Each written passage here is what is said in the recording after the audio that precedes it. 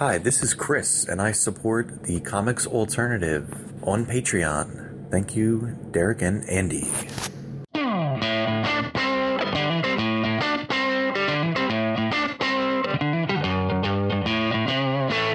This is the Comics Alternative Manga, reviews of Anomal and Assassination Classroom.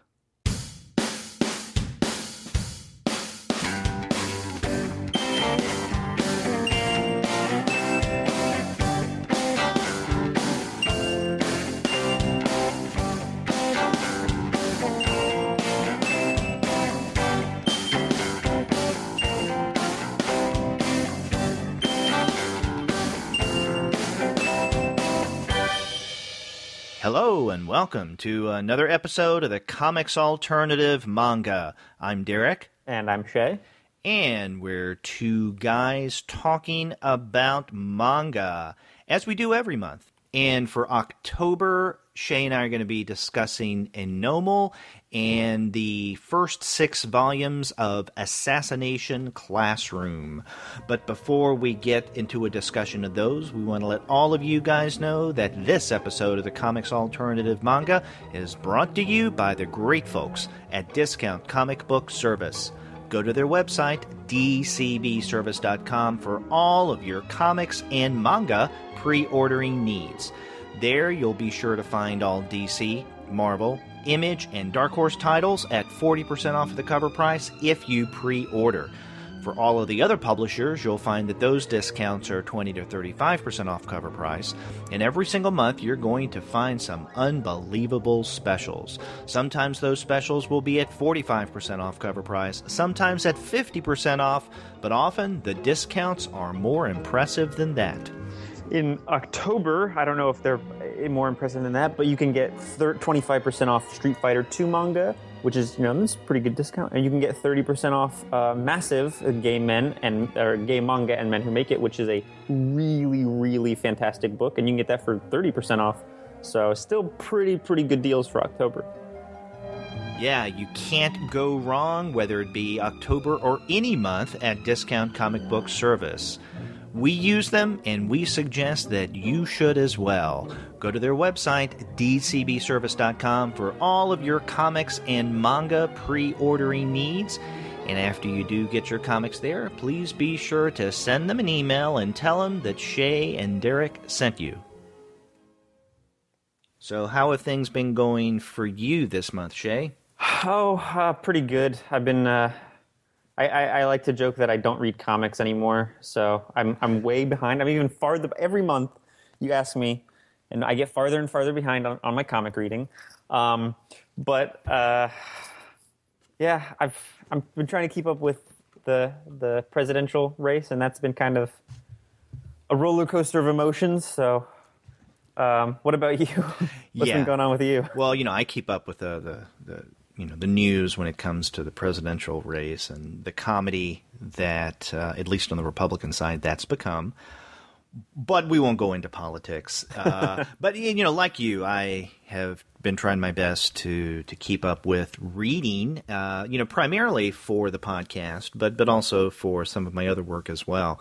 And it doesn't seem like that long ago that you and I were talking about this very topic, that we don't have enough time to read now that the semester has started.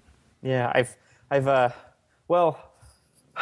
do. I read when I shouldn't. I read stuff that's not for school. But it's been a bookish year, not much of a comic year this year. So when I get the free time, or I kind of procrastinate and decide to read with my procrastination, I haven't been going to comics as much this year. So yeah, I don't know. But one day I'll sit down and read the 12, 14 weeks worth of comics I've been buying and that are just sitting on my floor.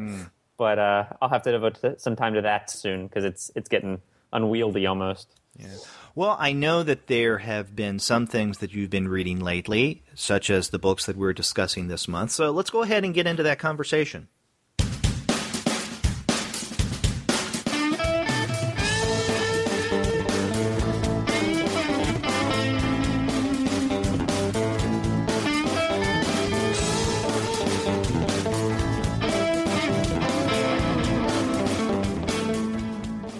So the first book we're going to talk about this month is Anomal by Nukuharu from Gen Manga. I know we had a conversation before the podcast about how exactly to pronounce that. The publisher's name. The publisher's name. But this is, it's a good series to start off with because it's like a yokai series, I guess, which is a Japanese genre of kind of monsters and ghosts. So it's kind of perfect for Halloween. But you're the one who brought this to my attention. So how did you kind of? I don't even know how you discovered this. It's interesting. I discovered it through Preview's catalog a couple of months back. I wasn't even aware of Gen Manga, the publishing company. And when I saw this solicited, it just looked interesting. And on the cover, and I think what was so interesting about it is the cover image of, what is he called? The eyeball man? Mitch, oh God, he even has, he's in the first story, and he has a name. I think it's Mr. Eyeball. Yeah. Can you remember? Oh God, I should have. I'm really not. I'm gonna be real honest. I cannot remember many of the details from these stories. They all kind of, not to get just straight into the criticism of it, but I there wasn't much to remember. Oh, I see. Okay, I found it. His name is Mimi-sama, which means Mr. Eyes, and it's his image that is on the cover of Anomal, and so that's what drew my attention to it. I read that this is a collection of kind of weird, horror-like stories, and then that's when I suggested, hey, why don't we look at this? It being the month of Halloween, it seemed it would fit in nicely. Mm-hmm. So, and you're right. I think one of the things that you can, and we can discuss this, you can bring to our discussion of Anomal is that both its strengths and also, I don't know if I want to say weaknesses, but maybe challenges, is that it is made up of 6 separate stories that aren't, except for 2, aren't really linked in any way. And this makes sense because if you dig around a little bit into Gen Manga, these stories originally came out in Gen's magazine, their anthology, issues 11 through 16. So those are, the 6 different stories that we have here that make up Anomal. So that kind of, short narrative format makes sense, although they are linked together with, I guess, this kind of otherworldly, supernatural. I don't know if I'd call it horror. They describe it on the back of the book as weird tales of horror. I'm not sure I would call it that, but there are, spirits, ghosts involved, and certain kind of monsters. So, like Mimi-sama, who in his own way, I guess, is a kind of monster, seems like a benevolent monster. But anyway, all of that springs from your question to me, how did I find out about this originally? Yeah, through previews. Well, you mentioned it's a collection of short stories. I guess we can get into it. Did you think that the collection worked as a collection? Do you think that there was any cohesion to the collection? That's a good question. I didn't think that there was much cohesion outside of the fact that the stories had something to do with spirits or the supernatural. But then again, every writer has his or her own style that link their individual narratives together in one way or another. So whether it be thematically, the use of certain figures or icons, or working within a particular genre or genres. So, I don't think, with the exception of 2 stories, they're not linked. And so if you're looking for a collection that, for instance, several people sitting around one night telling the spirit-infused stories, and the stories that they tell are these 6 individual narratives. It's nothing like that. I see this as just a collection that Nukuharu has pulled together through Gen Manga, because, they originally appeared in individual issues of their anthology, and they just wanted to collect it. And there's nothing wrong with that. So in terms of the stories hanging well together, yeah, it's a story collection, so I guess. If you're looking for any kind of interconnectedness or cohesion between any of the stories, the only time we get that is with stories 4 and 5, and I'm assuming that both of them go by the title Ayakashi Nushi, because that's what we see on the title page of each, and both of them deal with the same characters, primarily a young girl who loves to hug spirits.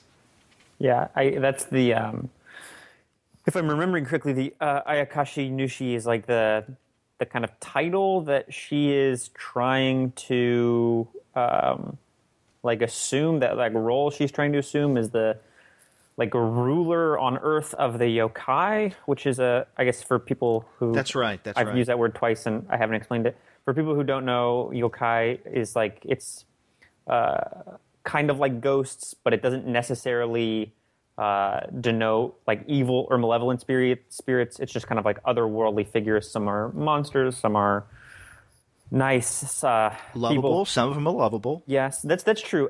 People who have read like Shigeru Mizuki, he's like renowned for his yokai stories. So people who are listening, who are familiar with him and his work, will basically be familiar with the kind of gist of that concept. Exactly. That's a good example too. Yeah, I haven't read much yokai stuff aside from this and Shigeru Mizuki's, but Mizuki's is really, really excellent. So, and from what I understand, his is the gold standard. But, we were talking before we started recording, and we both kind of had similar kind of feelings about the book. It really wasn't our kind of thing. But did you have specific criticisms? Were there specific things about it that didn't really work for you, or anything like that?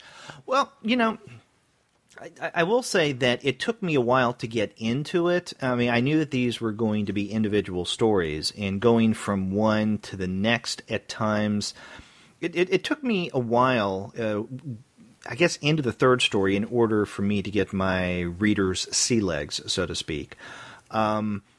I think that the first story in the collection, which is Keshi, which does deal with Mimi-sama, Mr. Eyes, that is one of the strongest tales, because it has some kind of moral message, and not that that's necessarily what I privilege in a story, but I think the message here gave it that kind of cohesion that I'm not sure the other stories did. I mean, they were fine. They had a beginning, a middle, and end, but I was just not as satisfied with them. Now, this first story that I'm representing, Keshi, and it's Kaeshi, so I'm not sure if I'm pronouncing that correct. It's about a character. He's going by the name of, oh God, what is it? He seems like a young guy, Rintaro. So he doesn't have any eyes, so he doesn't have vision.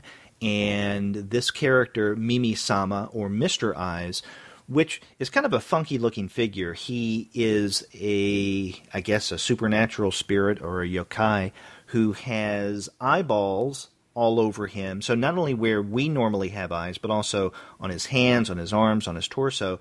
And most of his face is covered with a bandage, kind of like a mummy. Mm-hmm. So, but anyway, we learn early on that Mimi-sama has given Rintaro a couple of his eyes. So now Rintaro can see. Now, the only thing that Mimi-sama asks in return is that Rintaro bring back to him Sparrow, which is, I guess, another yokai, a figure that does take the form of a small bird, a sparrow. He's someone who has been kept inside, and Sparrow has escaped. and is enjoying life outside of the room that he was relegated to. And so now Rintaro has to make a decision. Does he go to get Sparrow, even though, Sparrow is enjoying his freedom, and he knows that he has to bring Sparrow back as payment to Mimi-sama for Mimi-sama giving him his eyes. And this all sounds strange if you've never read the story. So basically, Rintaro has to make a decision. Do I keep my eyes so I can see the world, and by doing so give up this other character, this spirit, Sparrow, or do I let Sparrow do what he wants and give up my vision? And so it's the decision he makes that is basically the concluding moral point of this story. Mm-hmm. Yeah, I totally agree that's probably the strongest one. It's the one that I think it's the one that works best. It's the most functional. The problem I had, and I did have it a little bit in this, but much more so in the other stories. They kind of assume a knowledge of the world that they're taking place in, and that felt to me very much like I don't know. I've been thinking about it the last couple of days, and I'm trying to think of a good way to articulate it, but it felt very much like the kind of stories that like a teenager would write, where they're situated in this world. They feel almost like excerpts from longer stories, if that makes sense. Yeah, they do. And in fact, I had that same feeling reading most of the other stories in Anomal. And as I was reading them, I was wondering, what am I missing? And at the same time, I was thinking, well, I'm sure that, Shea is able to make these connections in ways that I'm not, because he's much more familiar with manga than I am. So it's interesting to hear that you felt a little lost in terms of the context of some of these stories.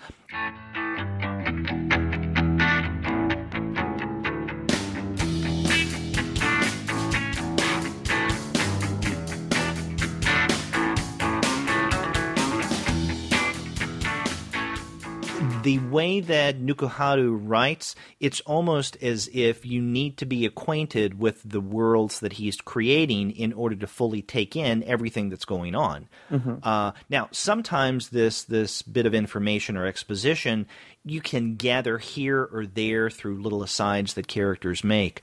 But even with these asides, and by asides I mean, you will have a couple of characters who are conversing or arguing or discussing something, and so their main conversation will be in the traditional word bubbles. But every now and again, one will, or sometimes both within a panel, will make a comment that will appear completely outside of a bubble, almost like words floating above their head. So you're not sure if it's a verbal aside that they're making or maybe even a thought that they have. Sometimes that does help to clarify whatever context that there may be, but at other times I think it muddies the waters a little additionally. Mm-hmm. Yeah, it feels very much like there's short stories that aren't maybe there were one or two stories featuring these characters or featuring similar scenarios that he had done before, he or she. We actually couldn't find any information about this cartoonist, so we don't know what their gender is. Yes. And he or she goes by the one name, yes. Nukuharu. Which maybe that's a gendered name in Japanese. I'm not familiar enough with Japanese names to know that. But Nukuharu, maybe they had written. It feels like each of these stories is part of a series, and this isn't the first installment of that series. It's like the third or fourth, maybe.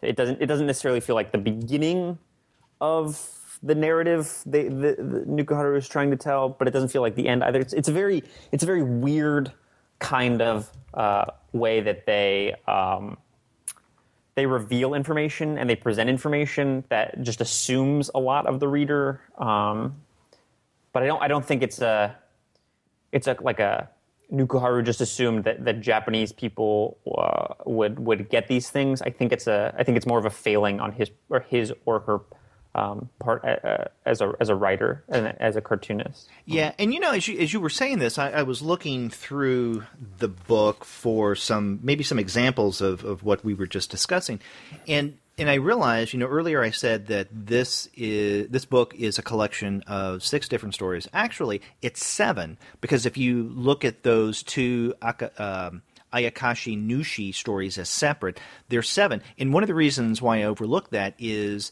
and I don't think this is so much the problem of Nukuharu as it is of the editors of this, sometimes they don't make clear distinctions between stories, and often with just something as simple as an image break or a page break, going from one story to the next. And so in doing my initial count, I completely overlooked the story, the 4th one really, the Jizzo's Mouth. Mm-hmm. Yeah, I definitely think that there is that problem where the stories they have a tendency to kind of blur together, particularly because a lot of the characters are drawn similarly, and some of them take place in similar settings, and the similar kind of subject matter. There's no clear narrative delineation between the stories, and at certain points the kind of visual differentiation, like you said, with a page break or a kind of pinup, it's not clear that that's what it is, and so you can go from the end of one story to the beginning of another without really realizing that you're not reading the same story. And I think that is a cause for some of these problems that I definitely had. Exactly. And if these were interlinked stories in a more overt way, I wouldn't have a problem with that. In fact, the blurring of the end point of one story and the beginning of another would actually enhance the story's interconnectedness. Mm-hmm. But you don't have stories that are really interconnected outside of the 2 narratives titled, Akayashi Nushi. Mm-hmm. Or Ayakashi Nushi. I'm sorry, I keep mispronouncing that. And even a couple stories before that is Ayakashi no Kotodama. So even the titles have similarities between them. Mm-hmm. Yeah, but not really narrative content. No. Well, they all focus on the supernatural, and like I said, Nukuharu tends to draw some of the characters fit. Not. I mean, obviously, their kind of aesthetic is going to be similar from story to story, but the way they draw faces for certain characters it's difficult to differentiate between 2 figures because the way their design and the way they look is so similar. And I think that causes some problems as well. Exactly. And you just saying that reminded me, I don't want to jump ahead to Assassination Classroom. We'll talk about that series soon enough.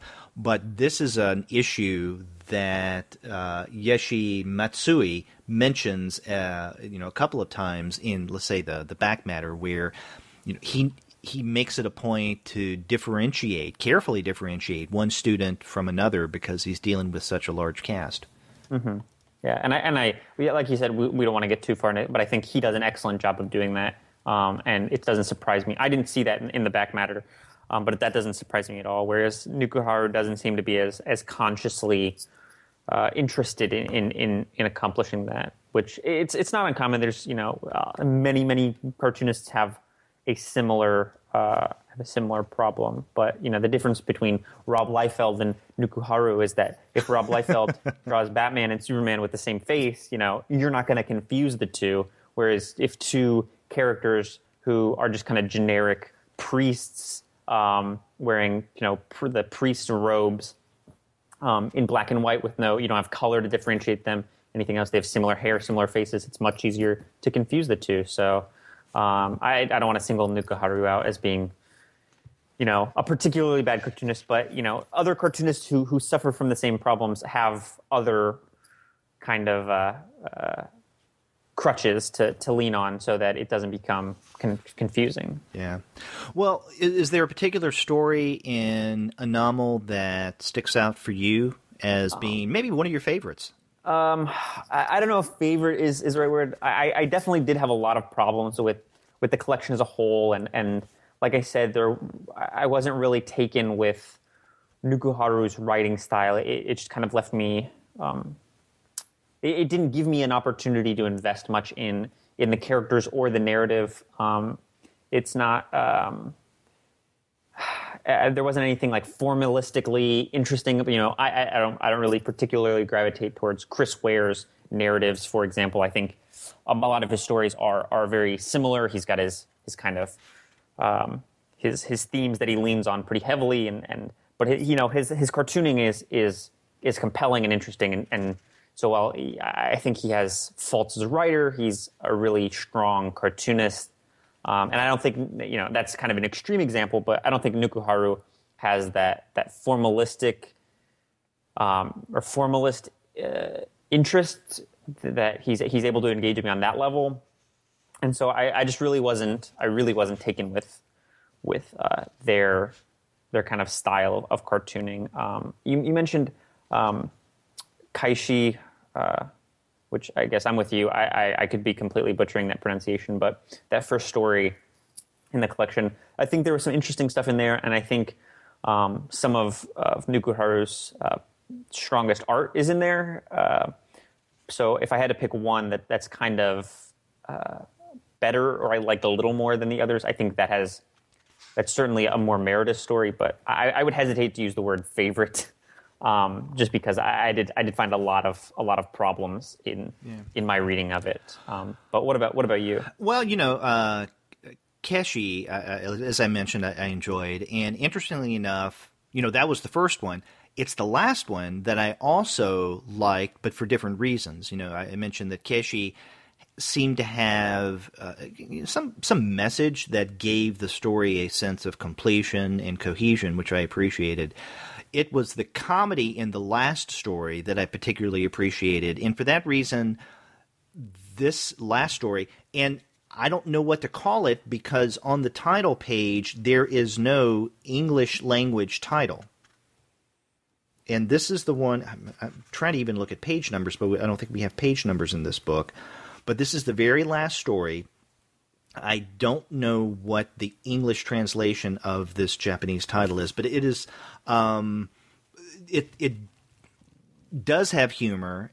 Not that the other stories don't, but I think when this one is more overt. And basically, this is the story of a high school boy named Yaguchi Kasane, and he has people hit him hard because when Yaguchi is hit, he comes up with these brilliant ideas. And he wants to grow up to be an inventor, to win the Nobel Prize. And so he needs these ideas. And so when we see him at the very beginning of this story, he's at school and he's asking some other boy to hit him. And one of his classmates, calls a teacher because they think the fight's going on. And so Yaguchi is frustrated.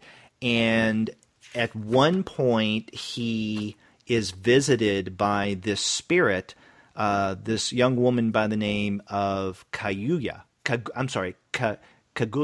Yeah, I looked. It looks like Kaguya is actually the name of the story. So is Kaguya the name of the story? That would make sense. Yeah, it looks like it's just like kind of small off to the side underneath this giant title in Japanese. Okay, because I'm looking at this. It's the last one where. I'm looking at the title page and I don't see that. Really? The name Kaguya, no. That's interesting. I'm looking at a digital file. See, and I'm looking at a hard copy. I got a hard copy of the book. That's interesting. That is very very strange. But yeah, the one I have has that underneath it. Okay, so Kaguya, we can call that the title of the story. But anyway, this woman visits him, and she's actually escaping her own engagement to, I guess, a male spirit. And so she's getting away, and she's wearing on her head this creature called a Yamu. And Yamu is able to grant her wishes. So, for instance, when she first visits Yaguchi, she's wearing formal garb because I think she was in the middle of her wedding and she left. And so she wants to get into more formal clothing, or informal clothing. So she says to Yamu, "It's so uncomfortable, these formal clothes." And then Yamu basically reads her thoughts and gives her these uncomfortable or casual, let's say, clothes. because she is uncomfortable in the formal getup. And when Kaguya's fiance comes to get her, he's causing problems, and as a result, what eventually happens, without going into too much detail, Yaguchi grabs Yamu and creates his own way of fighting back, which is strange. It is this large swan boat that arms come out of, these robotic arms, and he punches this fiancé as a way of defeating him. So, and then the resolution of this story, as strange as it may sound, is that Kaguya ends up staying, we assume, with Yaguchi, and then every now and again she'll whack him in order for him to get good ideas. Mm-hmm. Yeah, because what a schoolmate tells him at one point is, what you need is a girlfriend to hit you every now and again and keep you in line and give you good ideas. Yeah, it's definitely a different kind of story than what we've previously seen. It definitely stands out for that reason. It's, you mentioned that Kaguya and her fiance were spirits, but they read to me as aliens. Did you see them as supernatural creatures, or? I saw them as supernatural. Were they aliens? Because I'm not sure, because just when she mentions, you mentioned that she has this thing that kind of fulfills her every thought. She mentions that, you've never heard of this. You can't do this. Your people are so backwards. Oh yeah, she says your civilization must be lagging behind. Yeah, and that just read to me as like, so I guess she's an alien. But you read her as a supernatural creature, which is just interesting. Yeah, well, what I was thinking of? It's a previous title that we have discussed on the show. Oh My Goddess, because it strikes me that she seems to be someone similar to the goddess in that series, and that she's coming from a similar context. So when she talks about, your civilization, she could be an alien being, maybe from another planet, or she could be from another dimension. Yeah, that's absolutely. But for some reason, I hadn't even considered that, which is weird because it's a collection of stories about supernatural things. So, but my mind just went straight to aliens. So, I don't know, but that's all I got on that. Yeah, I just thought she was alien, but well, yeah, this it is a curious collection of 7 stories, and yeah, there are ways that I would like for it to be a little more cohesive or a stronger collection, but I thought that the subject matter dealing with yokai would be appropriate for the month of Halloween. Yeah, I know you had wanted to do Junji Ito collection, but I'd said let's the most recent one because but I had said let's do something we hadn't done before. So it was interesting. I like the podcast as an excuse to read things I've never read and read things by cartoonists I've never read anything by before. So I'm like I said, I was pretty lukewarm on this. This was probably I think last month I had said Kurosagi Corpse Delivery was probably the series I liked least out of the ones we've talked about so far. But I think this now has the distinction. Yeah, but even though I wasn't really feeling it, I'm glad we gave it a shot and tried something new. And it was a little bit of a change of pace. So.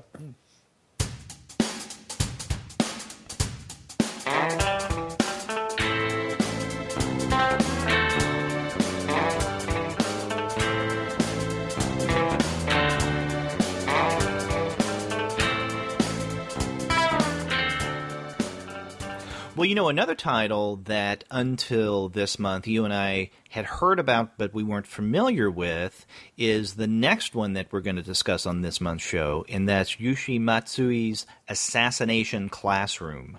That's right. Were you, you mentioned you were familiar with it before. Well, I'd heard about it, but I wasn't, familiar with it. What had you heard about it? Because my expectations were not I had no idea what to expect when I went into reading this. I had just been told it was good, but I that's all I knew. What about you? Well, I knew even less than that. My exposure to it was, as with Anomal, seeing it listed or solicited in a previous issue of previews, a while back. So, but that's all I knew about it. And then when you recommended that we may want to consider this for this month's manga show, I thought, okay, well, it may be worth checking into. And then I saw or I read about the premise, and I thought, okay, this is weird. How are they going to sustain a series from this? And I have to tell you, I was pleased. Because at first I wasn't expecting much because of the premise, which, we can share with our listeners in a moment. But then I was impressed with what Matsui was able to do with it. Mm-hmm. I absolutely agree. I was reading the 6th volume, which is the most recent one. Which right, that came out early in October. Yeah, that was kind of the impetus for us taking a look at the series because a new volume had just come out. But I actually had no idea how long it was running in Japan, and reading the 6th volume, I was like, oh, there's this has got to be ending soon. There's only got to be they can only do this for so long, but. I looked it up right before I pulled it up. I'm looking at it right now. How many volumes? And I guess the 16th is about to come out in Japan. Wow! And I'm with you. I will. It will be interesting to see how Matsui is able to sustain this premise because for people who aren't familiar with let's tell our listeners what the premise of this series is. For people who aren't familiar, it is about a class at a prep school. It is Class E, the end class. It's the class junior for all high. It's the class for all the kind of dropouts and delinquents who have the lowest grades. That's their punishment for having low grades. They get shipped to this class where they're kind of written off. And one day, this very strange octopus-like thing destroys a little over half the moon. He turns it into a crescent moon year-round, and he says to the heads of state for every country on Earth, he says, I want to be the teacher for Class E at this kind of random junior high in Japan, and I want to teach them, and if they can kill me before graduation, I think when he made this proposition, they were a little into their third of 4 years of the junior high, so they had a year, almost 2 years when they started this, I believe. But he says, I'm going to be their teacher. I'm going to be the best teacher they've ever had, and if they can kill me by the time they graduate, I won't destroy the Earth. But if they can't, I'm going to destroy the Earth. So they are the assassination classroom, and the Japanese government has sent assassins to train them and to give them tips and tricks to kill their teacher, but they are finding out as time goes on that their teacher, who is constantly threatening to destroy the world, is a really, really good teacher and a really, really cool guy. Yeah, and also very difficult to kill. Oh, absolutely. He's very difficult. He can move at Mach 20, I think. Right. At one point they say he flies from Japan to Hawaii every morning to get himself fresh pineapple juice. He flies from Japan to Vietnam for a cup of coffee to impress a girl. He flies to Hawaii with 2 of the students in one. I think it's volume 3 or 4, because they all want to see a movie that comes out in the United States before it comes out in Japan. So they go to Hawaii. Yeah, so he's definitely a difficult one to kill. Yes. Now, and even by the 6th volume, which is what we just recently got in early October of the series being translated into English, and we may mention that because we haven't yet, that this is Viz Media, who is publishing this series, that there's no explanation why this octopus, alien, whatever it is, creature wanted to be a teacher at this junior high school. And the name of the junior high school is Kunugikaoka Junior High. And, it's a prestigious prep school except for Class E. And as you had mentioned, Class E is for those who are at the prep school who just couldn't make the grade literally. And so because of their poor work, they end up in classroom E. Now, ideally, they're supposed to get, I would assume, special treatment in class E so that they could then go back into their regular classrooms. But the way that things are set up at this school, especially in light of the principal's philosophy of Class E, which we can get into in a moment, once you get into Class E, these students, I mean, the system's set up to where they can't escape Class E. So why would this creature who just destroyed over half of the moon want to be a teacher for Class E at this junior high school? We still don't know, but that's part of the fun, this mystery, and much of what this series is about is this creature who gets the name of Koro Sensei because Sensei as teacher in what's the Koro Senai? Yeah, Koro Senai, which means cannot be killed. So they called him Koro Sensei. And so that's how we'll refer to this octopus, alien, whatever it is, creature. And they don't even know what it is. So Koro Sensei is helping this class, and every now and again, not every story, it's not that formulaic, but every now and again he will teach the class something about, self-respect, of being okay with who you are, of, fighting back against those who are prejudiced against you, uplifting messages overall. So, and that's where much of the enjoyment comes in this series. Because, once you have the premise that, okay, you have this strange creature who's going by the name Koro Sensei, or Sensei, I guess you pronounce it Sensei. So Koro Sensei, and, he's a teacher in this junior high classroom of academic misfits, people who don't fit in, and he is basically challenging everyone to assassinate him. You kind of wonder, okay, well, what's going to happen from there? Where are things going to go? Is every story going to be just yet another failed attempt at these students trying to assassinate Koro Sensei?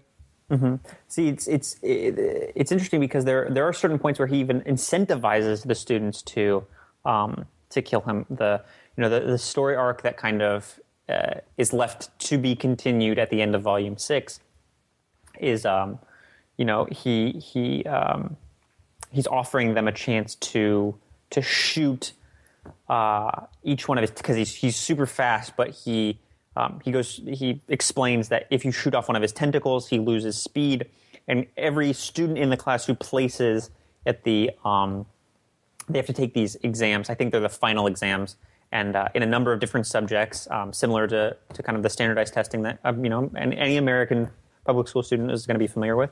But any student who places in the first place, who does the best in the school in their favorite subject, he will let them shoot off a tentacle as an incentive to do well and to impress people and to demonstrate what they're capable of. So he's the dynamics of this assassination are they're much more complex than I think they appear on the surface. Yeah, and then one of the things that Matsui does as this series unfolds is he complicates the narrative world little by little. In other words, it becomes much thicker than you would originally, or at least what I originally thought it would be. There are other characters who are introduced, there are other situations that arise, and there are continuing complications. And one of those complications is a character that I've mentioned a moment ago, and that is the principal of this junior high. His name is Asano, and at least to everyone outside of Class E, he seems to be the perfect educator. He knows his stuff. He knows how to relate to others. He knows how to manipulate others.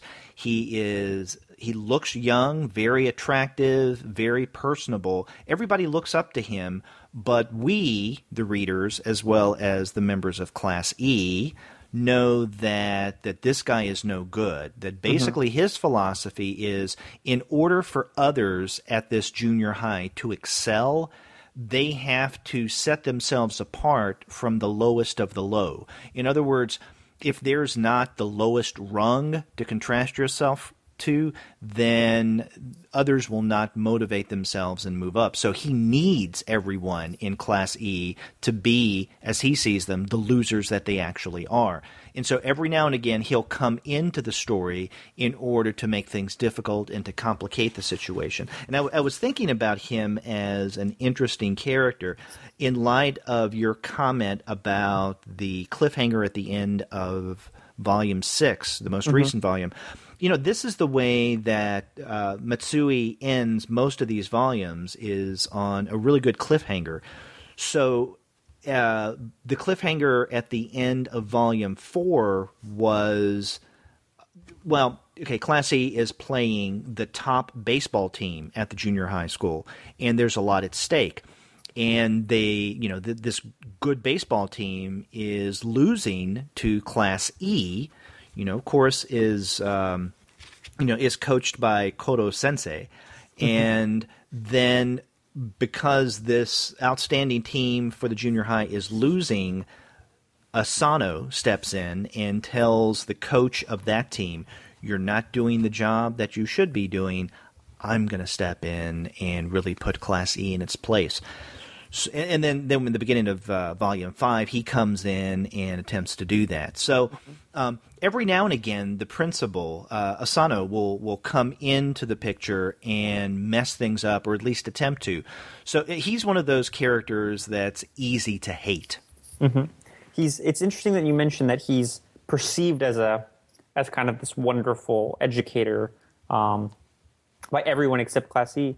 But there's a moment when that baseball scene that you mentioned where Kurasuma, who is the kind of governmental liaison, who is the student's PE teacher who's training them to be an assassin, he mentions Karasuma? Kurasuma. He mentions that Asano and Kuro Sensei are both incredible educators. They know exactly how to get what they want and how to get the most out of their students. So I think Asano is an exceptional educator. He's just using his in an ironic twist of fate. The principal is using his powers for evil, and the alien octopus thing who's planning to destroy the world is using his for good. Yes.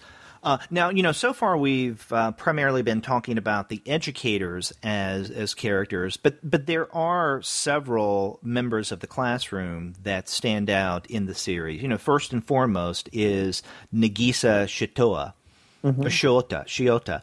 And this is the first student that we're introduced to. And in fact, it is Nagisa's interior monologue, or you can call it a voiceover, where he does provide the exposition to give us the setup of Assassination Classroom. Now, I have to admit, when I first saw Nagisa, I thought it was a girl because of the way his hair was.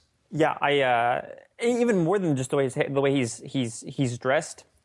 And I actually had I read that the same way. Until someone mentioned or referred to him as he, I thought he was a woman. And I actually wasn't looking for this, but I'd pulled up the Wikipedia article and the character's name so that if I forgot how to pronounce a character's name or how to spell a character's name, I could look. But apparently Nagisa's mother wanted a girl, and so she forced him to dress like a girl and to grow his hair long. Is that what we'll find out in future volumes? I guess that's a spoiler, but I wasn't looking for that, but I discovered it. But it's absolutely, I had it the same kind of reading, which is interesting. I don't know if Matsui is trying to do something to comment on gender norms, which are obviously going to be different in Japan than they are here. But if he's trying to comment on gender norms or anything like that, it's unclear to me if that's the direction he's heading. But maybe later volumes he'll his intention with that kind of trait will be clearer. Yeah, and explain. Now, you know, other students that keep coming into the story and playing a prominent role at one point or another. I think we meet him in the first volume, and that is Sugino. He's really good at throwing a baseball, and he has a special skill at that. And in fact, when we first see him, he attempts to kill Kodo-sensei by throwing a baseball at him that has the little BBs. And we haven't mentioned this yet, but regular weapons, guns and regular bullets or knives, cannot kill Kodo-sensei. What's needed is a particular, I guess it's kind of a chemical, it's a formula that is made into weapons or to be propelled by guns in BBs that, can harm him. It can eat away at him, can shoot off his tentacles. And so what Sugino does when we first see him is he laces a baseball with these little BBs with the chemicals in it and throws it at Koro-sensei. It doesn't work because Koro-sensei's a little too quick for him. But that's how we get to know Sugino. And then another character that was important, especially in the first couple of volumes, and not so much in later ones, but every now and again he'll come up, is Karma. And he is a problem student who always gets in trouble and gets sent back to Class 3E because he's all the time getting in fights. But we learn that he is much more academically adept than he even realizes. And so, I mean, he's kind of one of those characters who, is extremely promising, but because of his background and the way that he behaves, which is largely because of his background and his experience, he never gets to realize the full potential of what he could do. Yeah, and I think that's, you mentioned earlier, there's certain themes that run through the series, and Koro-sensei is his goal is to kind of bring out the best in these students that had kind of been given up on, and he's teaching them how to work together and how to work as a team and how they are more capable than people give them credit for. And it's an interesting for a series about killing in your teacher who's an octopus creature. There's some very admirable themes going on, and I think those are very apparent in people like Sugino, who is. It should be mentioned he throws the baseball and he doesn't miss. Koro-sensei just runs to his house and gets a baseball mitt because he's so fast.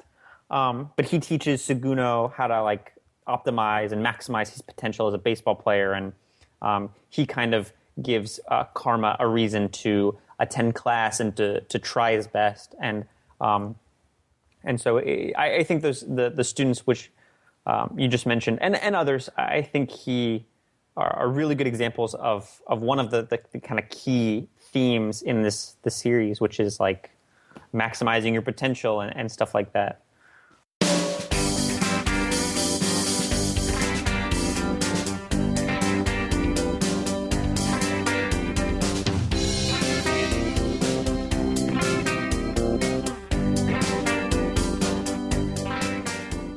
We even see this potential in characters that when we're first introduced to them, we may think that there's not much potential or that they're going to function as almost maybe a two-dimensional character, maybe a bad character.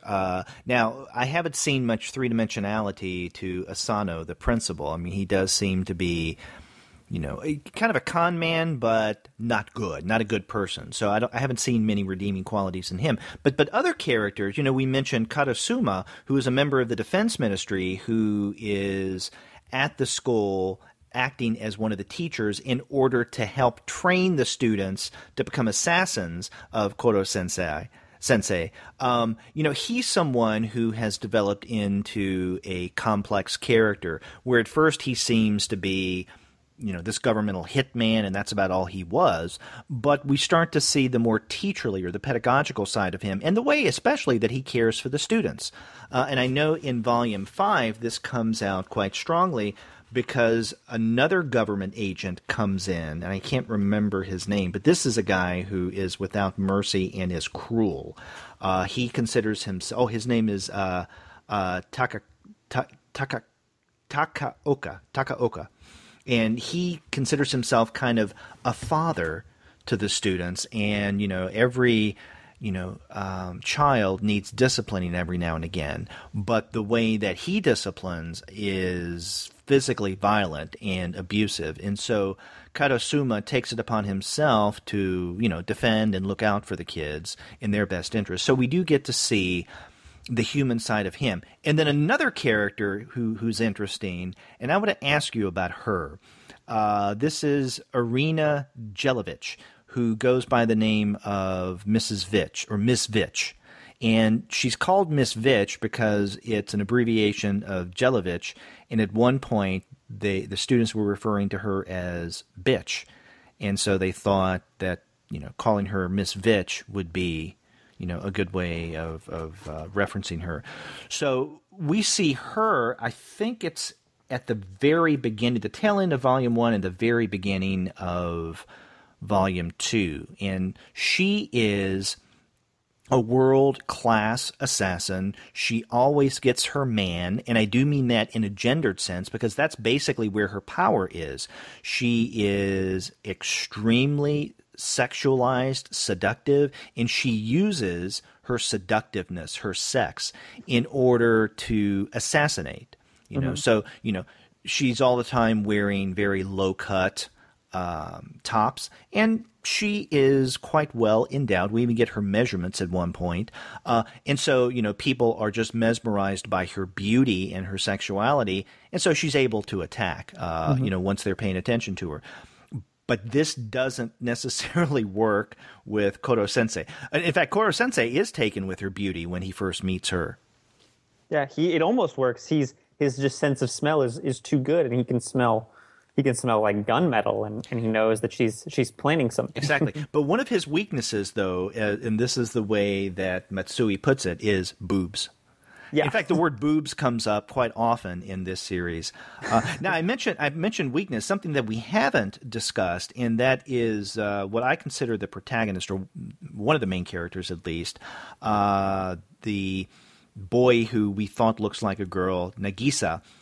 He takes notes. He's very observant. He kind of stands back and watches things unfold, and he literally writes down notes. And every now and again, we'll get to see what his notes are, and the notes are on Koro-sensei. And one of the notes is that one of his weaknesses, he loves boobs. Mm-hmm. Yeah. Or another weakness is he makes mistakes when he's anxious. Yeah, they're little things like that. Like in volume 5 and 6, they find out he has a weakness to water and stuff like that. But most of the time, he gets he tangles himself up when he gets flustered or he tries to do something too fast and like little stuff like that. And Nagisa makes notes of this, and so people every now and again, for instance, Miss Vitch comes to him and says, I need your notebook of weaknesses so I can see, the next best way to try to strike him. Mm-hmm. Yeah, that whole exchange I thought was very bizarre because she is, and she becomes their the students' English teacher, right. But she starts rewarding the students with French kisses if they get the answer correctly, which struck me as very bizarre because these are 14 and 15-year-old kids, and that just seems like totally inappropriate for a teacher to be doing. And she looks like she's in her like late 20s, early 30s, but then you find out she's only 20, and it's not quite as bad, but still it's a very unorthodox teaching method. Yeah, and I got the sense that with the French kiss as a quote unquote reward, that wasn't just limited to the boys in class. That is true. I think that's the only people we see receiving them, but there's no indication that it is limited to those students. So you were talking about the inappropriateness of the teacher in her 20s French kissing the junior high students of hers. I would even back up further and go, well, what is the The very context of Assassination itself, right? I mean, that's very inappropriate. And I think that's one of the things that makes the series Assassination Classroom so much fun, is that Matsui doesn't really pay much attention to, what would be appropriate motivation or action and what wouldn't be. I mean, there's a lot that goes on here. I mean, in addition to, the French kissing and the assassination, there's the way that, some of the characters treat the students. I've already mentioned that, one of them beats them. And then in one of the volumes, maybe this is the third one, I think, when the class goes on a field trip, there are all of these threats and references to rape. A couple of the younger female students are about to be raped at one point. Now they don't call it that, but what's about to happen. And so what Matsui does, though, I mean, he doesn't make light of that fact. But my point is that he'll bring in situations and scenarios that I think with any other narrative would make people bristle. But given the context of this, kind of an outrageous premise, largely comedic series, it's okay. It makes sense. People are willing to put up with it, or I am as a reader. Yeah, I think that's an interesting point that he does. Matsui does. He kind of plays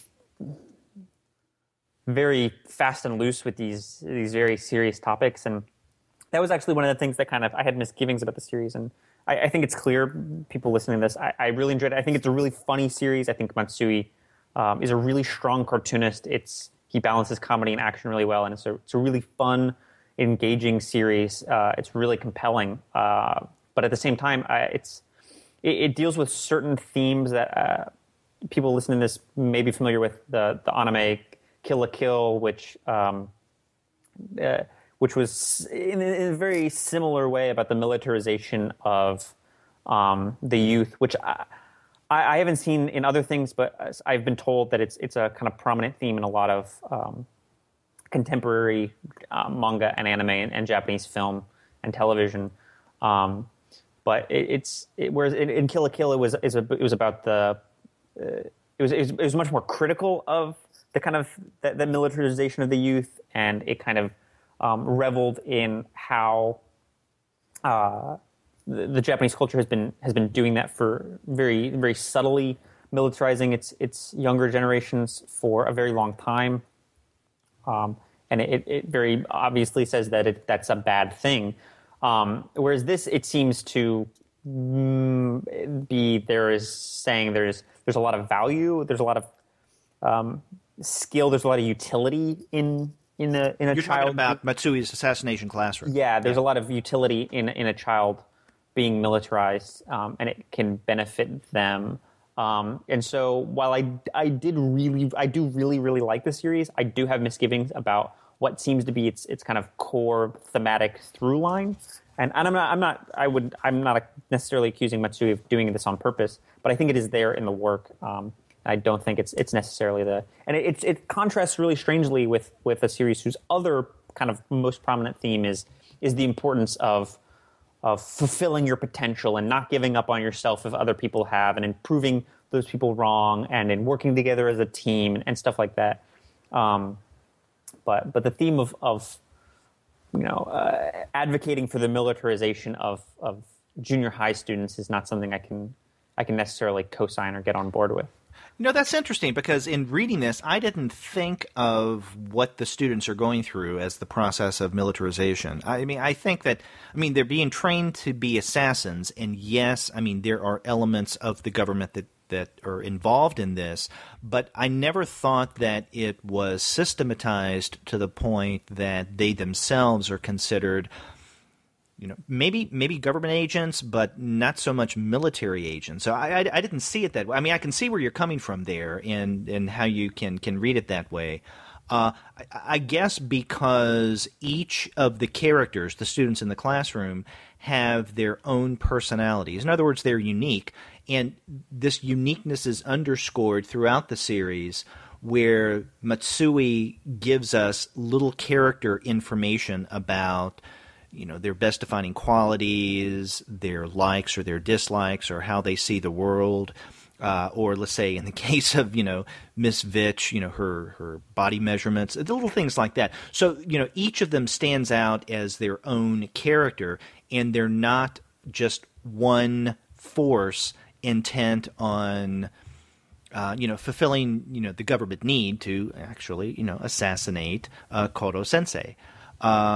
So I didn't see it as militarization, but I can see where you're coming from. Mm-hmm.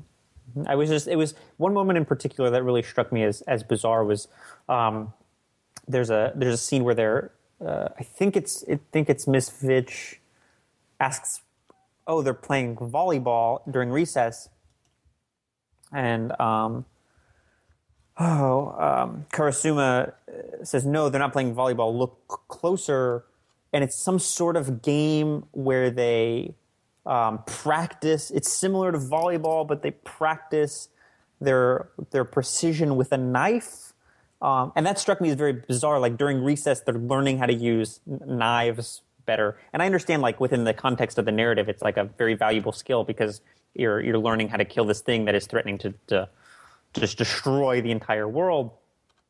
But it seemed to be like a manifestation of something that I was seeing a lot in the series, where their skills as assassins were being put to more and more practical use, and they were being lauded a little more than I was comfortable with. Yeah, see, I just see that as part of the ridiculousness of the premise, kind of the overtopness of the premise. Right, and I totally think it is an over the top series on every level conceivable.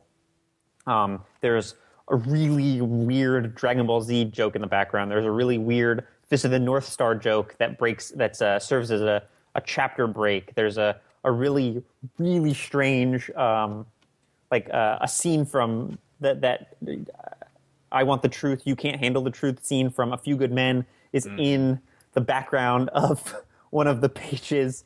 So it is in every conceivable way a bizarre, over the top series. But that's what I'm saying, and that's why I would argue that I don't think Matsui is including these things intentionally, or he's necessarily like he would necessarily advocate for these things. But I think the way they are worked into the series as an extension of kind of the narrative conceits and the premise of it, they lead to certain scenes that kind of argue for this thing that I guess is in other contemporary Japanese art and entertainment. So yeah, I'm with you. I think it's definitely over top, and I think this is definitely a part and parcel of its over the topness, and I don't think Matsui he himself would advocate for these, but because of the way they're worked in this series, I think I think it is a theme within the work, whether Matsui intended it to be or not. Yeah, I see where you're coming from. But like I said, I'm very conflicted about the series because I'm definitely not for that. But I think it's like I mentioned, this other core theme of kind of like self-actualization is very healthy and very good, and I think it's a very funny series. It's very well cartooned. So I am very conflicted because of that, because I love so much about it. And I enjoy so much about it, but that one thing is kind of looming in the corner. Yeah. Well, for me, the highlight of this series is, of course, Kodo Sensei. Someone who goes from being a Kodo Sene to Kodo Sensei, and the way that he's drawn. I mean, again, we were talking about the over the topness, the outrageousness. He is this octopus-like character without really being an octopus. As far as we know, he has tentacles, and he secretes slime in for various purposes. His head is round, and it looks like a smiley face. And even when he is distressed or angry, most of the time he retains that smile, and his face changes in terms of both color and pattern depending on what he's trying to say or what his mood is. Now, this is a black and white manga, so we can't tell what the color changes are unless one of the characters says something, and that happens often. So, for instance, you may find that there's a series of, let's say, 3 panels where in each one, Kodo Sensei's I guess the grayness within his face changes slightly, and then you will hear one of the characters maybe say, he's turning green, and now it's purple, and now it's orange. You know what that means. So even though we can't see what color it is, we do know that he's changing tone, he's changing color, and also patterns that, each one means something different. And it's kind of a strange, outrageous premise, based on this strange, outrageous character who seems to be all over the place. On the one hand, he's someone who's about to destroy the Earth, and he says he's still going to do it, like he did the Moon, but he cares for these students, and he definitely has some kind of agenda, but we don't know what that is. He's someone who has all of these powers, but at the same time, there are a lot of weaknesses, as Nagisa is pointing out, and he observes in his notebook. So, it's just the strangeness of that character that really makes this a fun series for me. Yeah, you mentioned his kind of background. What is he? And in I think Volume 4 he's first introduced is a character who purports to be his brother. His brother, and he admits that he's an artificial creature. He's robotic in some way, shape, or form. But in I think the first or maybe the second volume, we see a scene that appears to be a flashback of what I thought was some otherworldly kind of ethereal phantasm infecting this what looked like to be an either very femme man or a woman. Who looks like they've suffered a mortal wound, and he's kind of giving them life and transforming them. So we get kind of hints at what Koro Sensei is and what his kind of history is, where he comes from, what his powers come from, or where his powers come from. And I enjoy that. I'm a big sucker for like mythology and stuff like that. So I enjoy this kind of intricate, rich backstory that's only been hinted at. And weirdly, Asano, the principal that we talked about earlier, he mentions something that kind of makes me think that he knows a little more about Koro Sensei's history than he's letting on. So I'm definitely with you. I'm definitely intrigued about the character. I'm definitely interested to find out more about where he comes from and stuff like that. And I'm with you. One of my favorite parts of the series is the very strange facial expressions that Matsui gives Koro Sensei when he just changes little things about the way he draws his mouth sometimes that are just the most amazing things. There's a scene in I think Volume 5. It's either Volume 5 or maybe Volume 4. It's the baseball scene that you had talked about earlier, where he is he's the catcher, and he has his giant oversized head, and he has the little catcher's mat, and he's they're saying if he was the catcher, he would make the batter nervous by kind of trash talking them, and he just tells the batter, "I saw you practicing air guitar behind the school the other day." And I just really love that image of just that really, really banal but super specific trash talking with that image of that tiny kind of catcher's mask on that giant head. And the book is filled with imagery of like that of Koro Sensei, just totally weird, totally bizarre. Like I said, when Koro Sensei's quote unquote brother shows up, Koro Sensei's brother, and there's a half a page of all these scenes of kind of what it would be like if these two characters were brothers and grew up together. And it's like them in the crib, and them like playing together. And then it's a panel from Dragon Ball Z. It's like a parody of the first story in Dragon Ball Z where Goku meets his brother. And Matsui just fills with that, and he just really, really makes full use of the very strange character design that he gave Koro Sensei. And I'm totally with you. That's my favorite part of the series. But I was while you were talking, I was actually Googling images of because there's an Assassination Classroom live action movie that came out earlier this year, and I got to tell you, yeah, in Japan, and I guess there's going to be a second one next year. But I was like, oh, there's a live action movie. I got to go look at this, and I think we like the way Koro Sensei looks in the series. He's kind of an endearing, funny character. I got to tell you, in this live-action movie, he is utterly terrifying. He looks to be CG, but like cheap CG, and it just it's really unsettling. See, I can imagine something like this turning into Sigmund the Sea Monster. It's probably before your time. I know it's before your probably time. Yeah, that's one of those 1970s live action. Oh God, what was they did H.R. Puffin stuff and Lidsville. The Bugaloos. Oh God, what is the company that did that? Sid and Marty Krofft. Sid and Marty Krofft. That's right. Yeah, it's one of the Sid and Marty Krofft shows.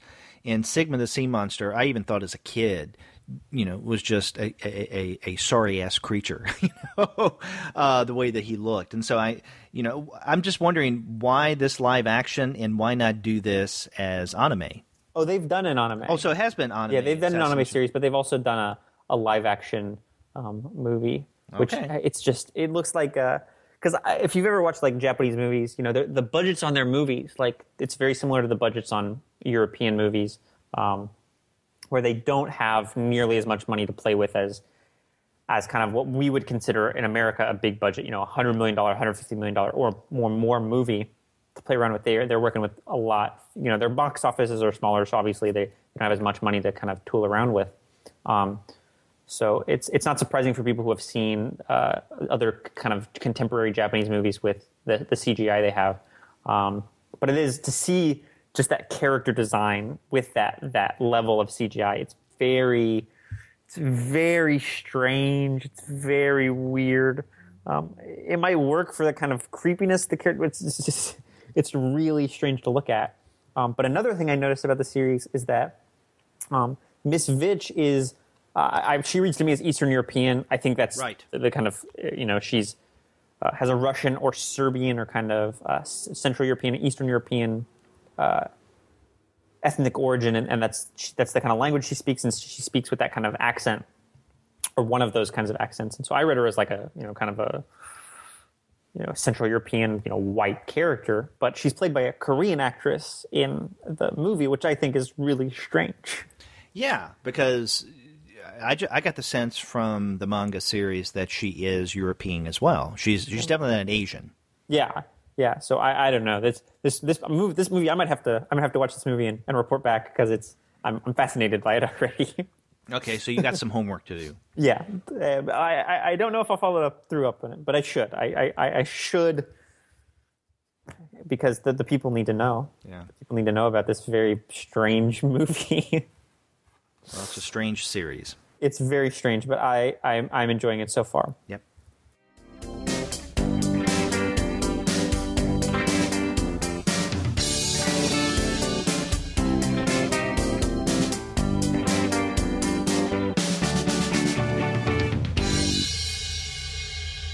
Well, Shea, we discussed quite a bit today. We started off with Anomal, written by Nukuharu, a collection of 7 stories that were originally serialized in Gen Manga anthology. And then after that, and what we've spent most of our time actually in this episode discussing is Yusei Matsui's Assassination Classroom. And the first 6 volumes are available through Viz Media. So you definitely have to check out those titles, especially Assassination Classroom. Yeah, I give that what do we have, like 4 buckets of popcorn? What is it? What is our rating system? I don't know. We don't have one. But we don't have one. Well, we can call it, for this particular title, a tentacle up. Tentacle, yeah, 2 tentacles up. That's for right. Assassination Classroom. Yeah.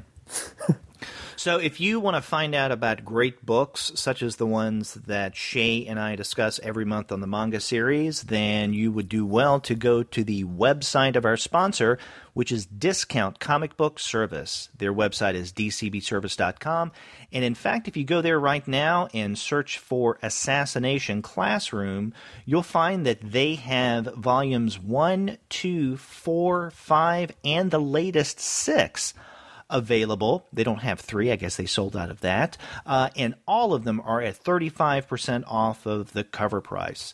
So instead of paying regular price, which is probably, $9.99, something like that. You get it for only $6.49. So it's a great way to catch up on this series, Assassination Classroom. And after you do get your comics there, get in touch with us and let us know the kind of manga that you're going to be reading. If you go to our website, comicsalternative.com, you'll find in the right-hand side of the browser window a tab that says Send Voicemail. Click on that, and from the comfort of your own desktop or mobile device, you can send us a recorded message through the wonders of SpeakPipe. It's very simple and easy to use. Or you can call us the old-fashioned way. Our phone number is 415-3-COMICS. That's 415-326-6427. You can also email us. We're 2guys@comicsalternative.com. You can contact me directly. I'm Derek at comicsalternative.com. And Shea, how can people get in touch with you directly? I am Shea at comicsalternative.com because we are simple and consistent. That's right. And why wouldn't we be? That's right. We make it easy for the listener. That's right. And you can also find us easily on various social media platforms such as Twitter, Facebook, Tumblr, Instagram, Google+, and Pinterest. We're all at all of those places. We even have a YouTube channel, so you can check us out there as well. You can subscribe to the podcast through iTunes. You can stream us on Stitcher. You can also find us on TuneIn. And you can find every single one of our podcast episodes, as well as our reviews and comics-related commentary that we post on our blog. And that's at the website, comicsalternative.com. So, Shea, a lot of ways for people to contact us. There's no excuse not to. Nope, I keep telling you, it's really common for Japanese businesses to still use fax machines. So to be consistent with the theme of these episodes, we should get a fax machine. Okay, maybe we should get a fax, a separate fax number. I'll get back with you on that next month. Okay. Yeah. But until next month, I'm Derek. And I'm Shea. We'll see you later with more manga.